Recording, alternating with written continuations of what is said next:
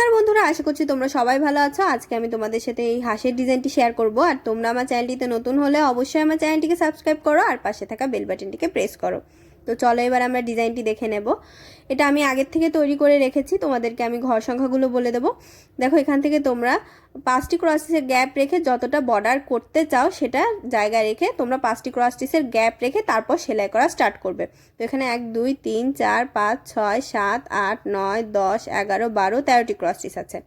13টি ক্রসটিসের পর এদিকে দুটো বেড়েছে, এদিকে একটি। 1 2 3 4 5 6 7 8 9 10 11 12 13 14 15 16টি ক্রসটিসের লাইন।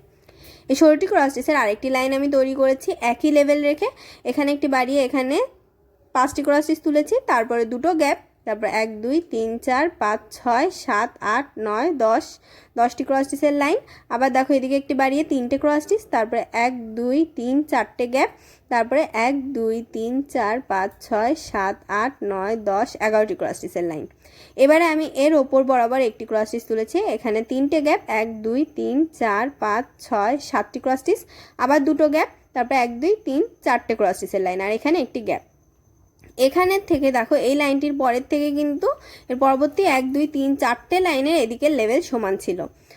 এর পরবর্তী লাইনে দেখো, এদিকে একটি বাড়িয়েছি 1 2 3 4 5 6 7টি ক্রসটিসের লাইন, দুটো গ্যাপ, এখানে 4টে ক্রসটিসের লাইন, আগের থেকে একটি গ্যাপ।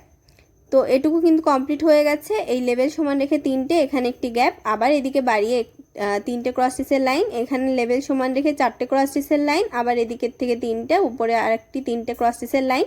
3টে লাইনের কিন্তু লেভেল সমান এই সাইডে। এবার 1 2 3 4 5টি ক্রসটিসের লাইন, উপরে দুই সাইডে একটি একটি করে কমিয়ে 3টে ক্রসটিসের লাইন।